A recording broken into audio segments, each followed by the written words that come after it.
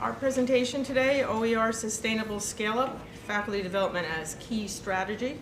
We're going to introduce ourselves, and I just want to say that if you could jot down questions as we go along and save them until the end. We've allowed time for questions at the end, and we want to make sure that everybody is able to do their share of the presentation.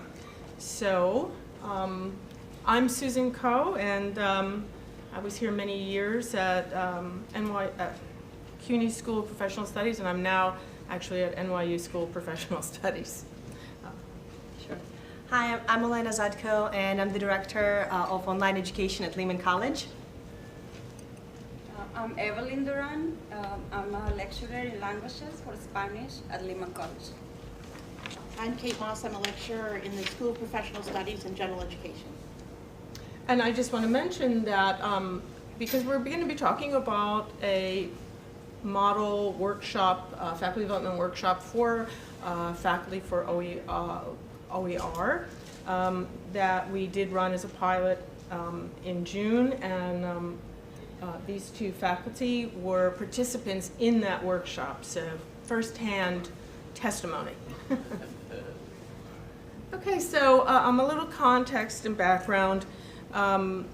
You know, these are some quotes that you may be familiar with, and some of you may or may not be, may or may not know that SUNY and CUNY together got about $8 million to support open educational resources endeavors.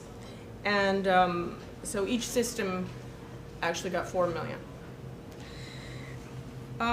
You know, the governor and the legislature basically have been talking a lot about how to, how SUNY's missions involve making college more affordable for students.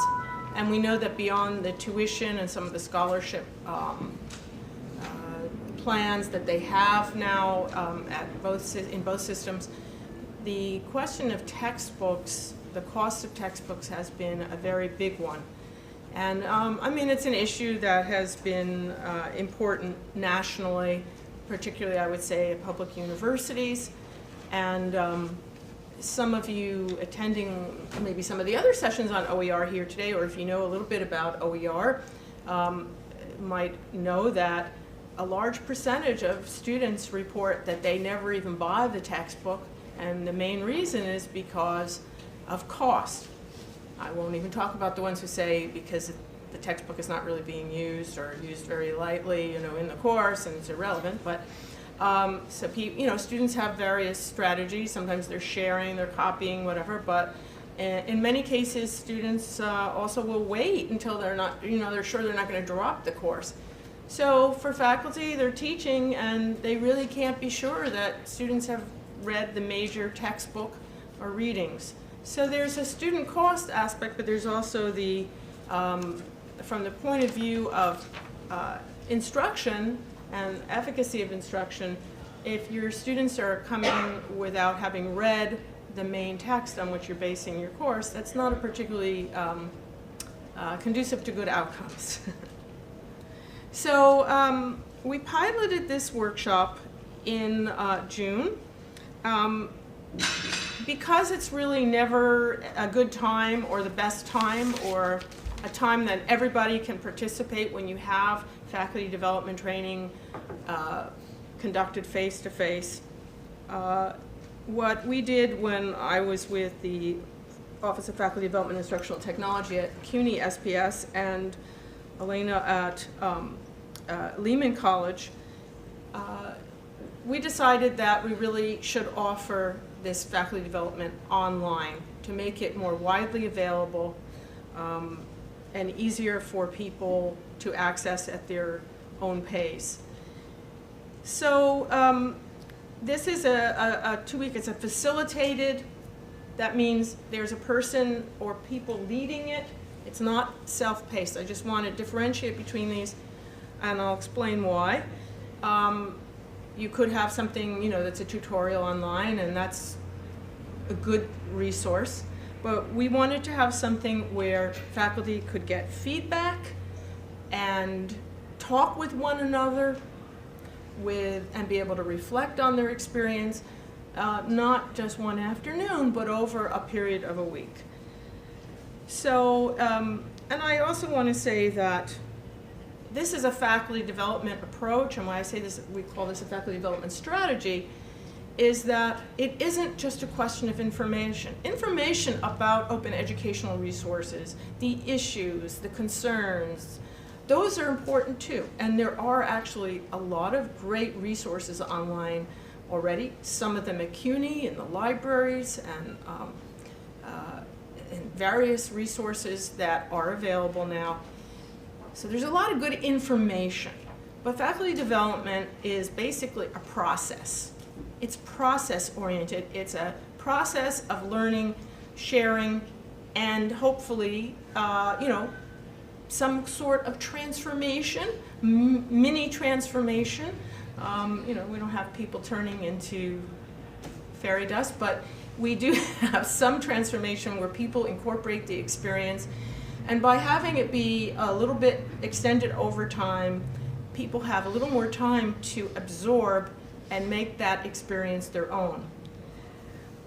So one of the things that we wanted to show have people experience in this workshop was to be able to explore the resources. Here's information, here's some resources. These are curated. Let's look at these and see what conclusions you draw. And then, how do you evaluate? How do you evaluate? So how do you find the resources for your particular discipline or course? And then, how do I know it's good, bad, relevant for my course? And then selecting. Finally, one of the things we wanted to do is have people walk out with something that they could use to get started. So, very practical approach here, and as you'll see, all the discussion questions, the assignments, everything was getting faculty to think about the issues and concerns and evaluate in regard and in applying to their own teaching situation. So not some abstract, but something that is actionable for themselves as they leave the workshop. So we had 42 faculty. You can see how it was split up. Some of the differences were the SPS faculty were selected by their programs directors because they were already going to be, it had already been decided they were going to revise their courses in light of OER, and also they were all had been experienced teaching fully online courses. The Lehman College was a mixture that might reflect any college in the CUNY system. Some people who had already been teaching online, some people interested in teaching online, some people who had been teaching hybrid courses, and some people who had just been doing, internet-supported kinds of in-person courses. So there were assignments and requirements to complete this workshop, and most of the participants did, in fact, complete.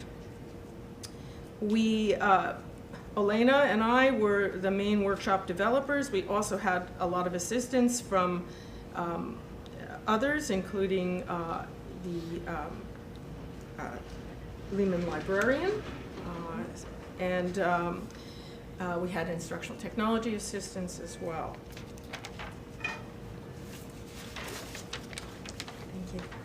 So just to add on to that, what we did have indeed is this collaborative effort, and we did recognize that some of these OER initiatives might have been already supported on various campuses, and I'd like to recognize Stacy Katz, our OER librarian and a champion at Lehman College, who already started her work supporting faculty using OER on our campus. We had a fellowship program that started with a few faculty. It has grown tremendously this year.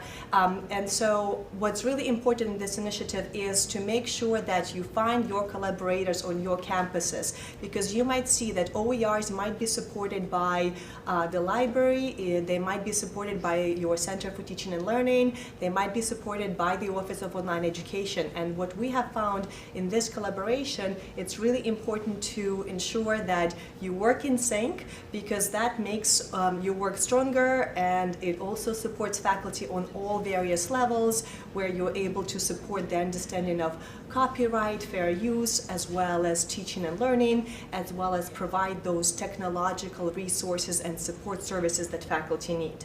So here, what I'd like to do is I'd like to walk you through our workshop and show you some visuals. So again, just to give you an idea of how this was set up, as you know, here at CUNY we use Blackboard, so many of our faculty use Blackboard already to teach. So for us, of course, it was a natural decision to set up our 2-week fully online workshop in Blackboard, the environment that faculty already know.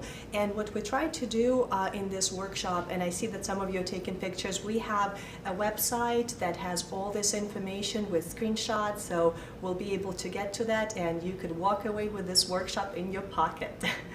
What has happened in this workshop? So as I said, it was set up as in Blackboard.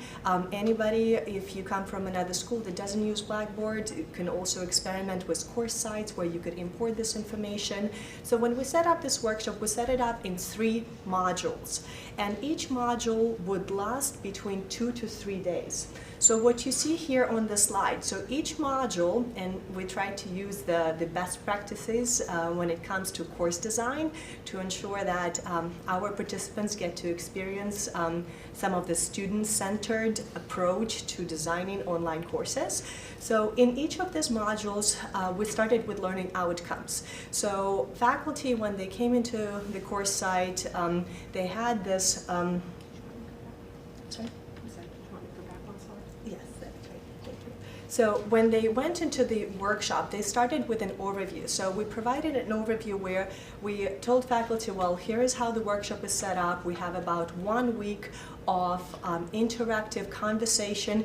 We expect you to participate, to really engage, because this is one way that you will really walk away with a new skill set and a better understanding of how you may be using OER to support your student learning.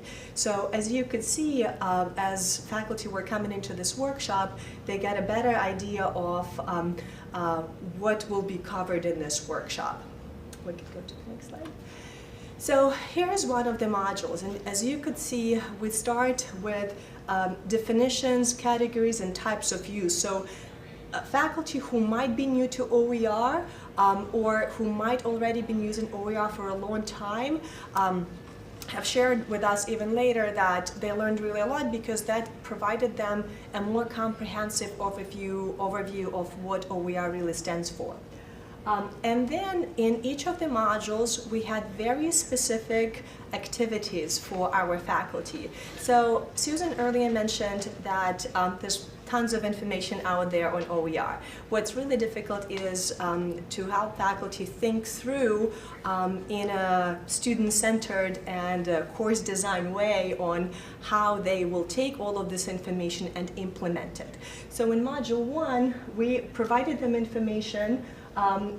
It was a combination of text, video, web resources, and then, as you could see, the very last activity in the forum is to participate in a discussion forum. So that's where faculty got to really, and we'll get to one of those examples in a minute. So we could go to Module 2. So in Module 2, as you could see, we focused on finding OER, looking at the different resource collections and discipline-specific sites. So as you could see, we're scaffolding their understanding of what OERs are. And then if we go to Module 3, we are focusing on evaluating and selecting OER. So having that critical understanding of what's a good resource, what's not a good resource, is it accessible, is it not accessible. So each module, as I said, is structured in a very similar way, and again in step 5 you could see that there is a discussion forum. And when we go to the next slide, here is one of the examples of the discussion forum. Again, asking, when we were designing this workshop, as you know, in any type of faculty development or when faculty are teaching, it's really important to engage your learners. And that's exactly what we tried to focus on.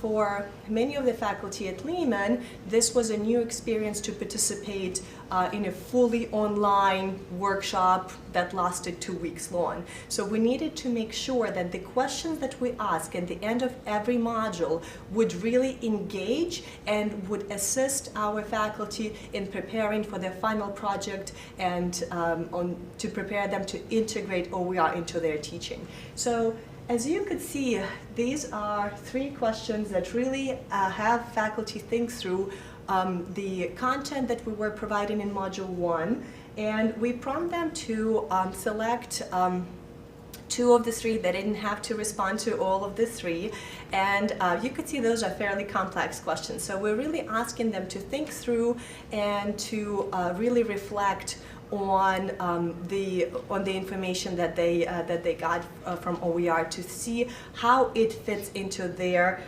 teaching.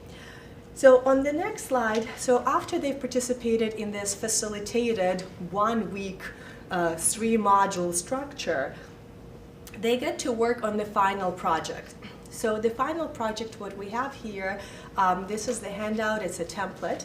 So faculty got to work through all of their 15-16 weeks for their course. So what we asked them to do, we asked them to identify the rationale for selecting an OER, because we really wanted them to think through, why do you want to spend this time? Is it really about cost savings? Is it really about supporting student learning? So we really wanted them to articulate that and to communicate that with us. Then we asked them to go through each of the units and modules, and as you could see here, one of the first things we asked them to do is say, okay, week 1, for example, and then for each of the weeks that they had in their course, we asked them to list their learning outcomes. So we really wanted this to be an experience where they're thinking through their course. And then to list the current content that they're using. So if they're using a textbook, they will be saying, okay, this is the textbook, this is the author, chapter 1 or chapter 5. And here we are prompting them to think through what content they will be selecting, what OER content they will be selecting and replacing the old content. So we're not saying, okay, well, here is an OpenStax textbook, just take that and use it because it's the title of your course. For some courses, as you might know, for some subjects and disciplines, it's much easier to find a fully developed OER textbook that you could just adopt. For others, it's a little bit more difficult. So in this final activity, even if a faculty member might have found a really terrific textbook, we still wanted them to think through each of the modules and think, let's not drive student learning by the number of chapters and the sequence of chapters, but let's really think about what you want your students to learn every week, and then find the content and the resources to support that student learning. And then, of course, we wanted them to focus on licensing conditions. So we'll get to that in our findings and unexpected outcomes. This topic came up in many conversations throughout our discussion, but we really wanted a faculty member to think through each of the resources that they found. If they found a YouTube video, great, it's open, but who really posted it, and has it really been cleared for academic use? So that's where faculty really had to think through. And also, as you could see, the very last item here is whether faculty need to add additional resources, whether in addition to what they found, the content and the resources, they needed to modify that content, whether they needed to add an explanation. So we really wanted them to finish with that last step where they're really thinking through whether that's enough or whether they need to add on to it.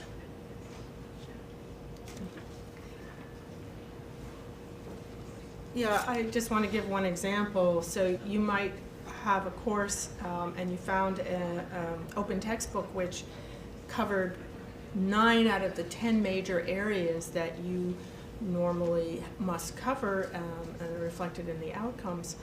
And you found a book, and this is quite common.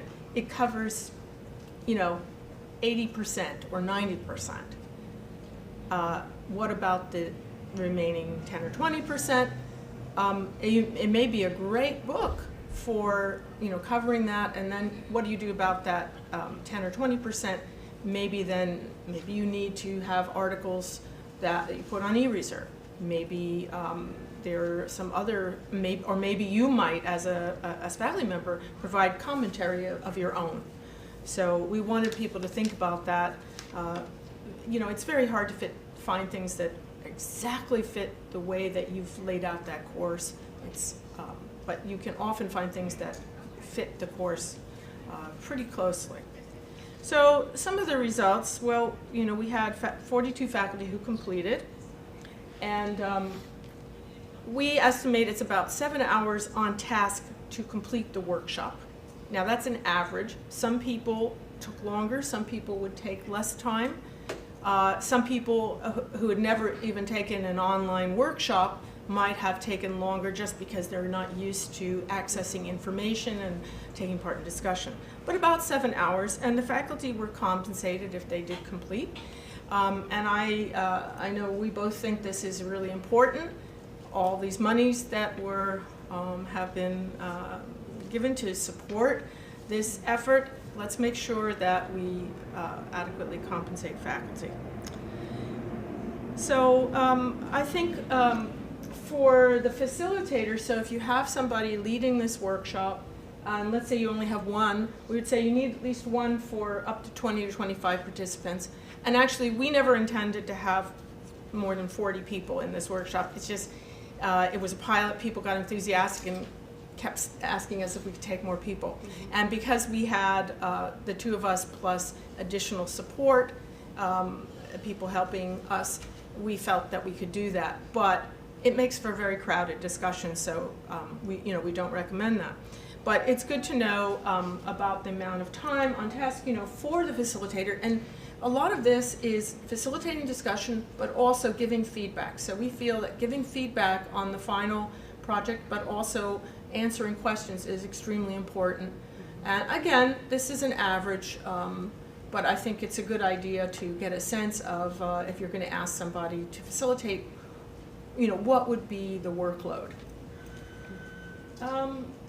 It was also a big opportunity for some who were both from the same discipline or teaching the same course for SPS or Lehman, or teaching similar courses, to just have an opportunity to share resources.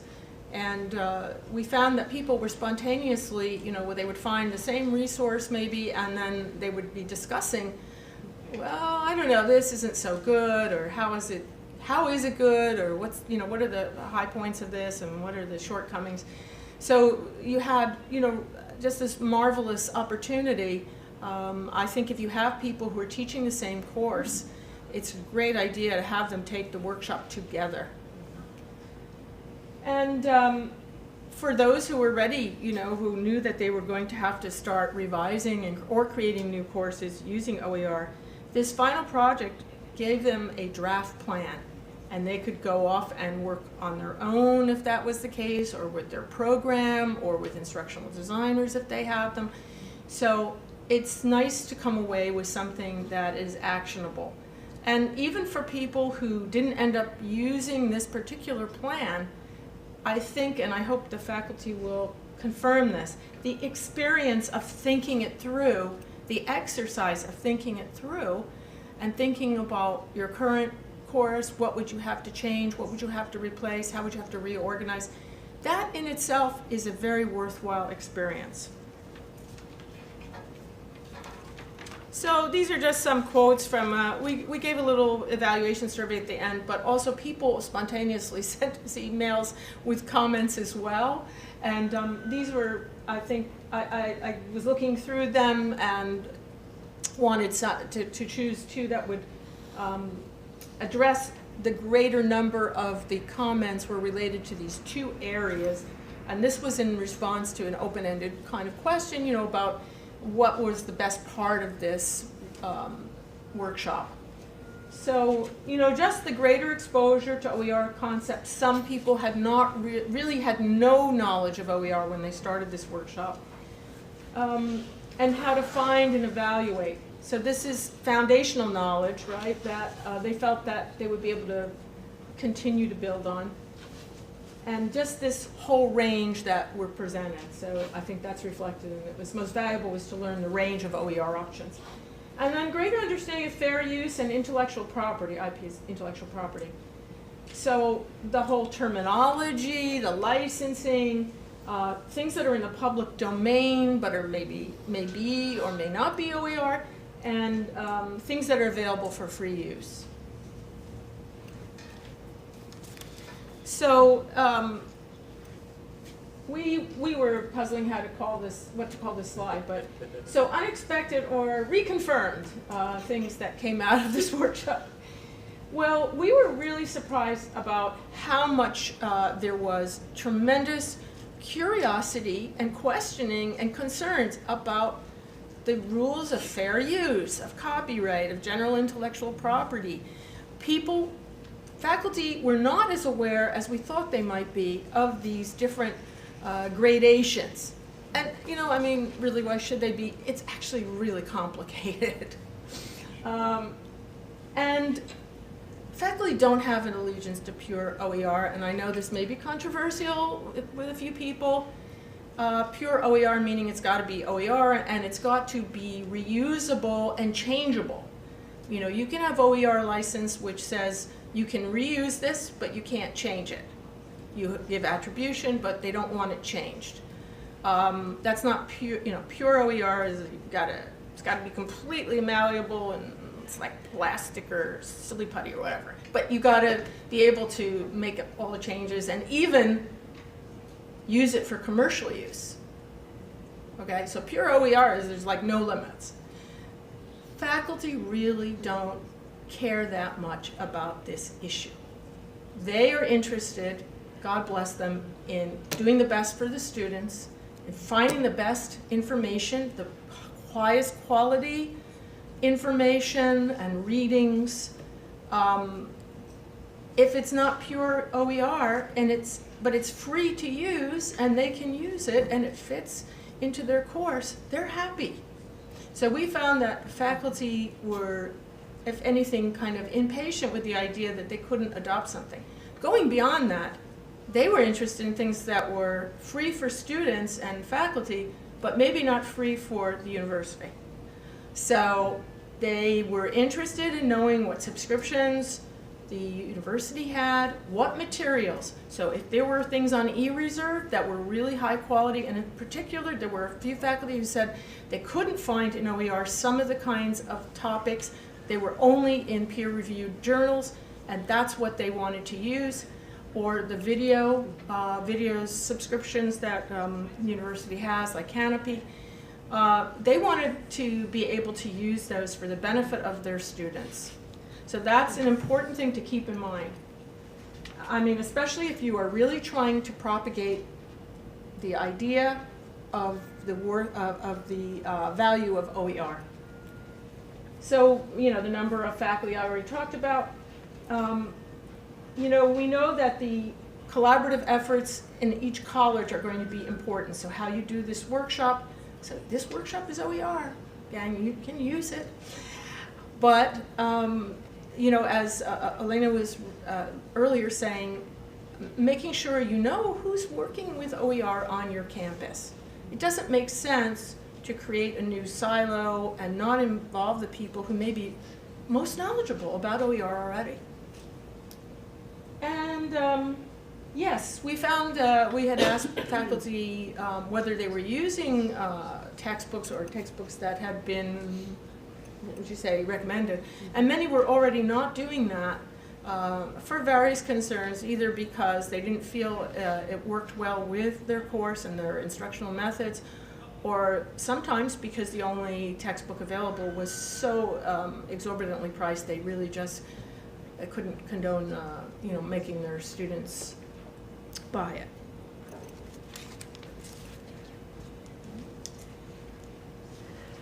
So as you could see, this was just our first time that we ran this workshop. And when we ran this workshop, we put this time and effort into developing the workshop and the materials.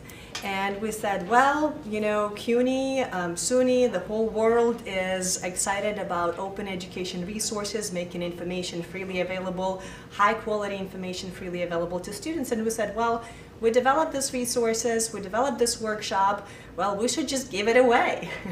So what we have here, this is the website, and if you could click, if you could go to the website, that'd be great. So what you can find there, you could find everything, including a zipped file that you could download and import into your Blackboard course shell.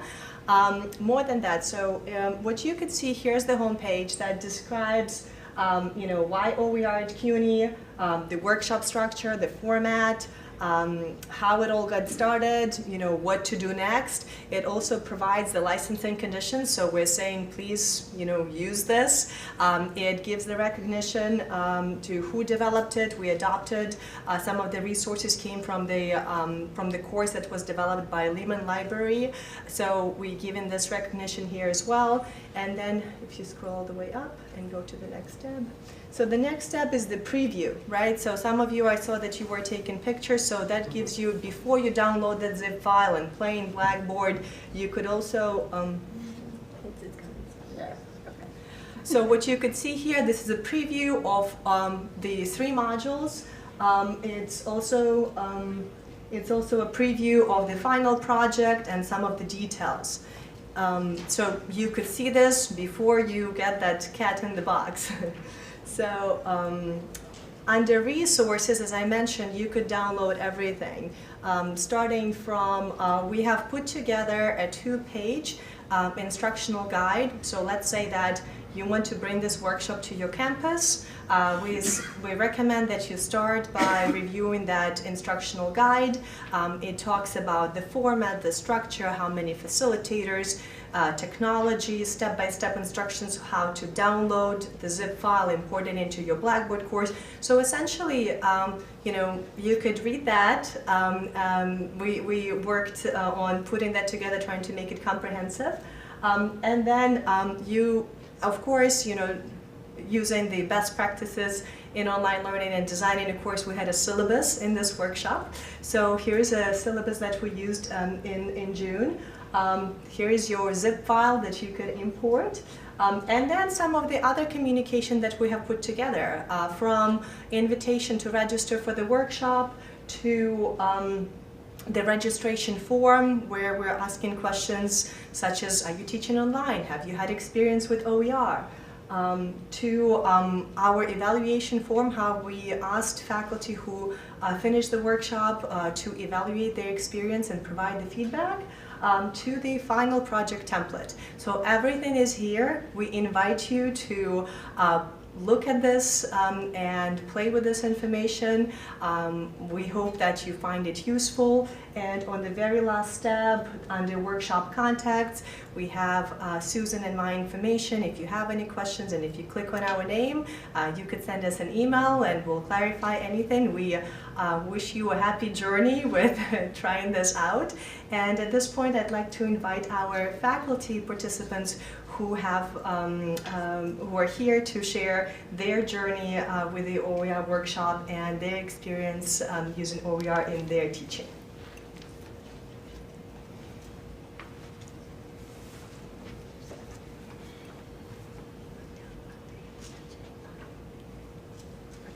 Good morning. I'm Evelyn Duran. I teach Spanish as a heritage language at Lehman College. And language classes usually have a textbook and a supersite assigned by the university department to teach a class. And the cost of these materials is very high. And instructors do not have a choice on what materials to use for their class because they're stuck with a really expensive book they have to use. So the class I teach is Spanish as a heritage language. And in this type of class, students have learned the language in their childhood at home, but once formal education begins, around preschool or kindergarten, English is favored. And heritage speakers acquire Spanish in naturalistic context. But with the growth of the Hispanic population in university campuses across the United States, a large number of colleges have implemented heritage language classes. For example, at Lehman College, we have 2 different tracks for Spanish. We have a traditional track for second learners and a heritage language track for the students I mentioned. So each track requires a different language teaching methodology because the population is different, as well as different class materials and textbooks. And the goals of each language track is different. For example, heritage languages are usually designed and tailored to the student population you serve. So our Spanish as a heritage language at Lehman College is designed to serve the Hispanic population in the Bronx. So despite their growing popularity, heritage Spanish programs remain underserved by commercial textbooks publishers. And what that means for us who teach heritage learners is that we are left either to adapt the few published materials that do exist in the market to fit our programs, or else to create our own. In my classes, I use a lot of different source materials that are not available in just one book. So since this program is designed to a specific population and a specific type of students, it's really difficult to find a book that will serve for your whole class. So we're usually left to find our own materials, and this is where OER are a lifesaver. So since taking the workshop, before taking the workshop, I have a vague idea what was OER, and actually been using OER for years without knowing it or adapting my own materials. So I was really interested in this workshop to learn how to do it. So it was really good to learn what are OERs, the various types we can use, and especially where to find them. Because it's so important to adapt this, especially to my type of class. So where to find OER was really useful for all the websites and sites they provided. For example, Merlot, that now is my friend, not just the wine. And also it was really good to distinguish between the different permissions for adoption, attribution, and reuse. And I have been creating my own materials for years, so I want my materials to be OER as well. So it's been really useful to learn how to convert them, what are the permissions, the attribution, and also which materials I can reuse. And before, when I was using materials for my classes that were not OER, I was really uncomfortable about what can I do with the materials, how can I adapt them, how can I distribute them. So OER has been great. So also it was great to learn about evaluate OER using appropriate standards, because you can find lots of materials out there, especially for language classes.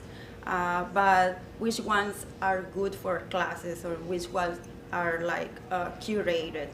And so during the workshop, as Olena and Susan were mentioning, we were learning how to find them and how to integrate them to our courses. So for my final project, I was already trying to select my OER materials for next semester. I was teaching 2 sections at the same class, and usually there are 4 to 5 sections of this class taught at our department. So the idea is that I would adapt it to my classes this semester, and then next semester try to convert all sections to OER, especially for adjunct faculty who come to teach this class as a new class, and we have a really vague book that is a workshop that doesn't have a lot of material. So having OER will facilitate for new faculty, adjuncts, and our sections to run together. In the workshop, I work on a plan to integrate all the OER I found during the course, and also started using WordPress to create a website to put all the OER, and the idea is next semester to have my class running with WordPress, maybe instead of Blackboard, so students can go directly there, or faculty who's teaching the same class can go and get all the OER. So that's been my experience. I'm really happy with it, and it's been a lifesaver for me. Thank you.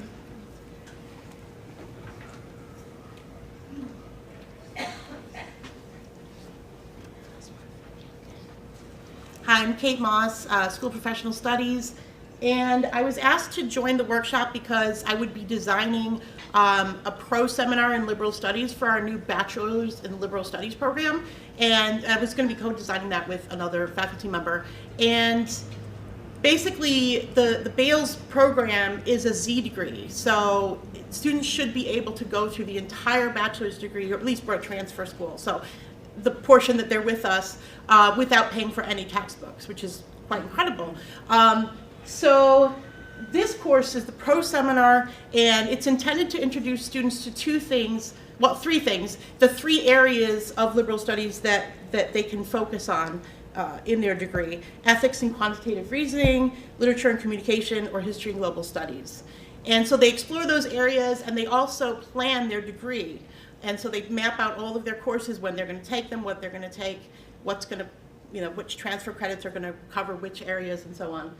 So it's an online course, and it was important to have zero cost, but not strictly OER materials, and that's a good thing because there really isn't an OER textbook out there that would cover this. In fact, I think we were able to get one chapter from an Introduction to Humanities kind of thing, but basically it's just not out there.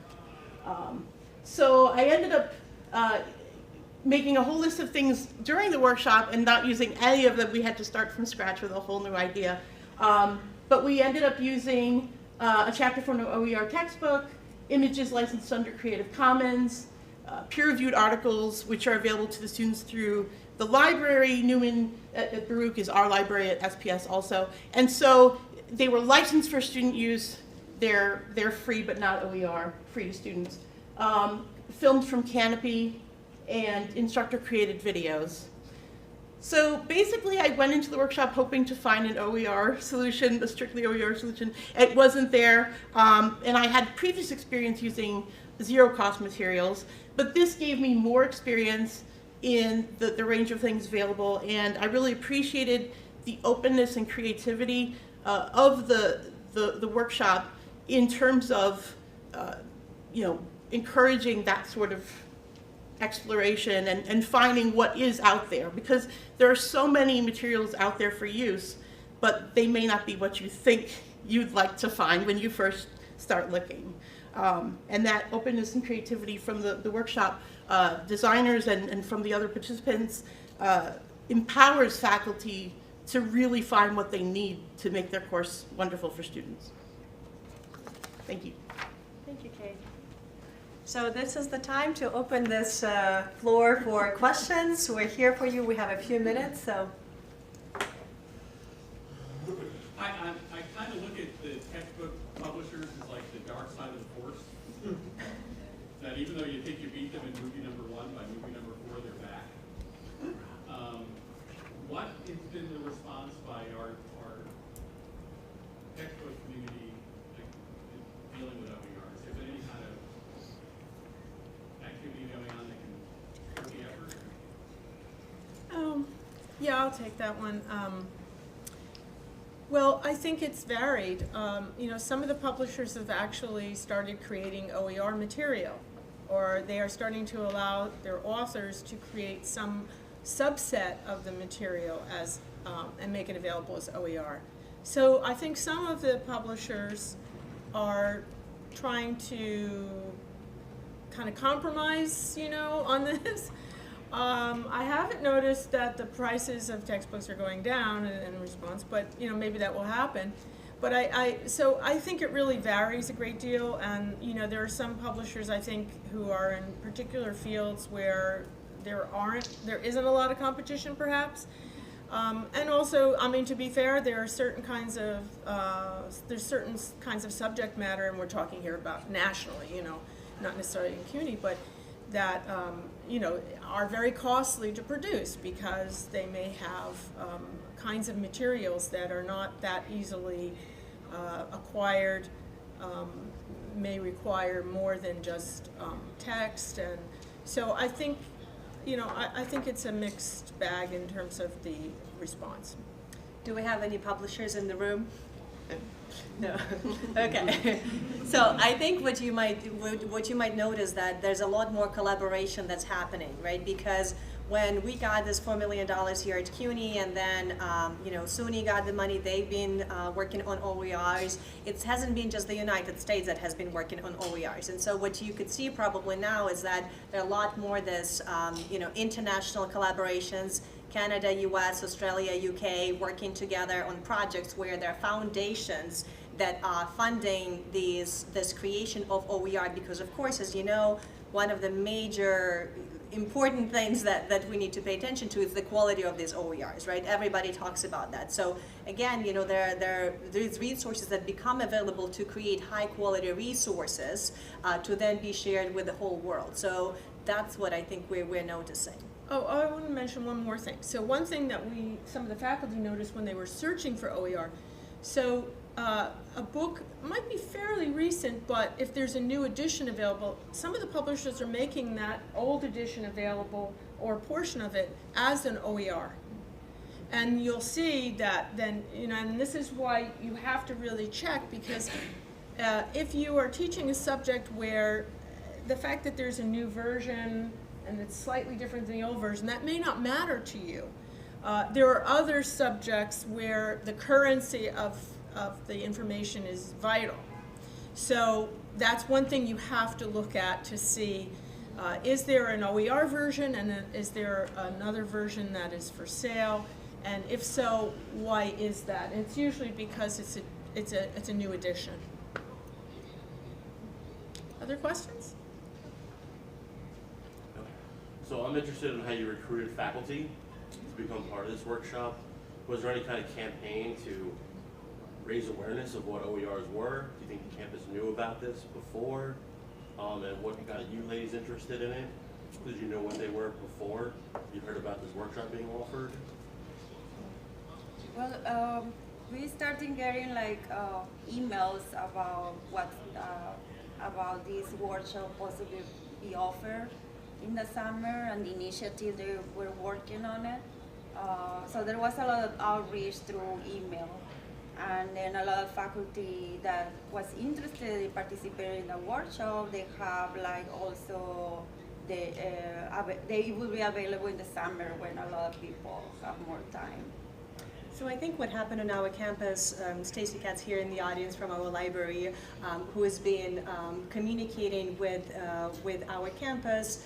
They had a small number of faculty with whom they were working on a fellowship. So there was a workshop, I think, a previous semester, and then when we were working on this fully online version, the timing of this workshop was very interesting because, as you know, many of the faculty are not on campus in the summertime. So one of the ways and one of the reasons why we chose the format was a fully online one, so faculty could be, you know, on vacation in, you know, in their beach house and then still participate and engage, because that's when a lot of faculty get their work done in the summer. So we sent out 2 emails to faculty. So I think before those 2 emails, you know, there was communication. There was, you know, the word out that, you know, there's OER. And then there was just the 2 emails that we sent out to all faculty, inviting them to participate. And then it was, I'd say I was very surprised that we had to turn people away and say, you know, I'm sorry, you know, the list is full, just because we got to the point where between the 2 schools we had 42 faculty interested. And I think the format really attracts faculty because it's really difficult to find the time that works for everyone. Everybody has a very different schedule, and that flexibility where they could do this fully online attracted them. I believe CUNY SPS is going to be offering this workshop again. I don't know. But I would say, at CUNY SPS we had a slightly different approach, and I think it's good to see you can have different approaches. There had already been a determination at CUNY SPS that they wanted to have more OER courses. So each of the program directors was actually asked to select 2 faculty who were going to be assigned to actually develop. And so in some cases we had 2 faculty who were going to be jointly developing an OER course. So that's also another way. So in other words, if there's already a commitment, at the program level, you might have enlist then these folks to say, well, we want to give priority to those that we've already decided are going to be developing these courses. If you're still exploring, then you may want to have a larger group and say, well, you don't have to commit to OER, we want you to find out about it. So this workshop, the content really can be used for either group. It can be a group that they could be doing a final project which is just based on the course they already teach, and it's an exploratory thing to see how it will work out. Or it could be people who are already been asked and assigned to develop a course, and they can take this final project, which will kind of leverage their efforts and get them off to a good start.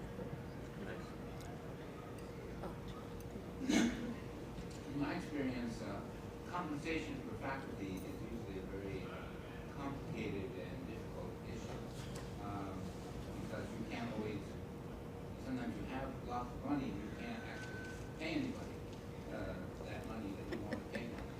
And when you talk about the 10, 15 hours, I was wondering if whether that was at the non-teaching rate or, and how you managed to get through all the toils of bureaucracy to actually pay anybody. Does CUNY have bureaucracies? Okay. It was the faculty are it was all paid NTA,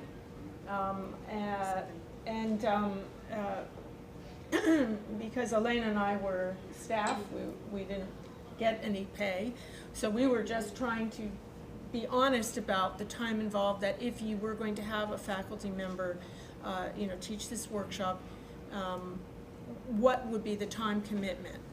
So for the faculty who did who did the workshop and completed it, they were given 7 hours NTA, and it was paid NTA at Lehman. Yeah, we did right? the same thing. So 7 NTA hours. We did the rough estimate in terms of how long it will take them to go through each of the modules. And then what we've discovered at the end is some faculty wanted to use every single resource that we provided. They oftentimes, as we showed you earlier, the discussion board, every module had 3 main questions. And we asked them, maybe select 1 or 2. Some of them selected 3 because that's what they really wanted to get engaged. So, in reality, it could range between 7 and up, and I'd say it's unlimited. But I think if you do the required parts, the suggested parts that we invite faculty to engage in, that's 7 NTA hours, which is typical, and it makes it, I would say, a little bit easier because we offered the workshop in the summer. So in terms of, it's not during the regular semester, so that we're able to pay faculty during Yeah, the that's summer right. too. Because we all know about these workload issues, but usually you have a little more leeway in the summer. But it's going to be different on every campus, and we're just saying it was designed. We were conscious of what it was already had been negotiated, what they could afford to pay faculty, and we were asked also, well, how long will it take?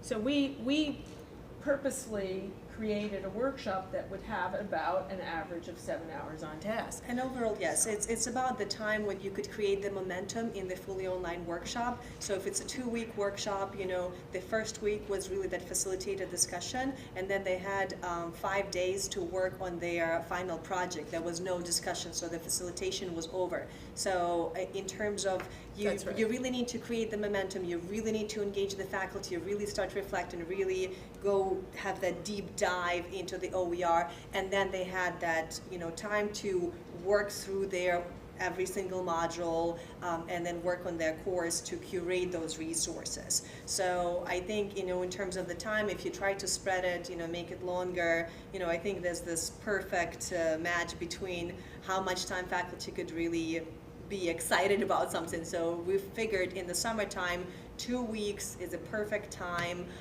where they could stay with us, they could be focused, and they would walk away with a final project. I did want to mention one thing. So if you are having, you know, because it started on a Monday, right? Went through the participation part of it, went through Sunday, and then we gave them additional time.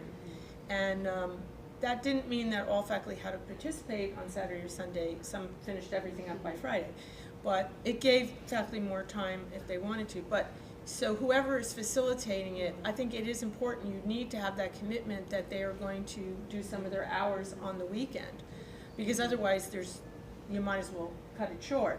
And then also the facilitator needs to be available to give feedback. Now, you could do it so that you had somebody else giving the feedback on the final projects. So however you do it, you do have to just, when we said 10 to 15 hours, that in particular included giving feedback. You know, if you've got 20 to 25 people and you have to give feedback on that many projects, and you know, you want to give thoughtful feedback. So that's something you have to take into consideration. I had a bunch of other questions that have been somehow addressed, but I'm curious about the vacuum that both of them have found in terms of resources available out there as OER, and what your thoughts may be around that. And I'm saying that because of where I was before. There were no incentives, no money, no nothing. You go ahead and do an OER if you want to, was basically the mandate. But the faculty wanted to get some type of recognition. So the workaround that we came up with it was a vacuum, and it was in human resources. The faculty that taught that minor felt that there was not enough out there that was of value. So they decided to recruit other peers and create an open OER that will be peer-to-peer. It hasn't been completed, but the two of them pointed out to vacuums that are very interesting, that seem to be a pocket of potential scholarship that could be another way of giving faculty back some credit for that work, which it can be very intense despite that there is so much out there. So I just wonder what you thought about what I just related to it. And your experience, of course. Yeah, I think actually. Can you repeat the question again? It's a long question for you. Can I summarize it? The question was, given that the faculty had said there was sort of a vacuum where they couldn't find enough material of the quality they wanted, you know, and there's no way to pay faculty in some cases, the idea of creating OER, so faculty doing an OER and it's peer reviewed, and so what do they think of that? In my experience, once I stopped trying to find that perfect OER existing textbook that didn't exist, then I could see how many materials were out there that I could use as long as I curated them and cobbled them together. So I think that that is a really valid approach for a lot of faculty, that, you know, we are researchers, we know peer-reviewed research, we can find materials of that kind and other things, New York Times articles and such, things that students can read that are related to the topic. That's a valid approach. I think faculty creating OER materials is also, that's a great approach. You know, I think it's hard for faculty to engage with that. A lot of people have said in the past to me that, you know, they don't feel like they would get credit for publishing an OER textbook as, you know, as a publication. And, you know, that's something that should change. I mean, I think that this could be a valid area for scholarship. we could compensate people for creating OER textbooks. And that is happening in some places, and I think it should happen more because it takes a lot of time to create something valuable. I was thinking also about the heritage speakers. That's an area that in all languages there's a huge vacuum. And New York is a perfect city to show how many people could be heritage speakers, and they're not really strong resources that could be created for online teaching, which would be extremely Yeah, and that's valuable. been a problem for many years, but now that these courses are growing, there's a lot of scholarship as well in this field right now. So during the workshop, I was able to find a few OER created for heritage that were curated by actually people who are recognized in the field. So it was good to find. There's not a lot, but starting like people from universities like in Texas, and they're partnering with Arizona, and different universities are creating. So the idea would be for CUNY to have the same, since it's New York, and create. My idea is to create a website where we can start uploading OER for heritage that you can use in New York, for example. I bring the topic up because it seems to me that the current $4 million that are assigned to CUNY for the development of OER seems to be more focused on textbooks, although those are in a sense in decline in their usage from what I can see, although still a large part of the staple. But there is a need for doing more scholarship and at least supporting faculty in doing textbooks and other type of OER openly. And this money is going to dry up at some point. Well, we'd love to have this longer discussion, but I know many of you are probably rushing to the next sessions. We thank you for your time and for coming here. I'm sorry to make it short, but I think the next sessions is about to start. Thank you again. If you have any questions, please stay around.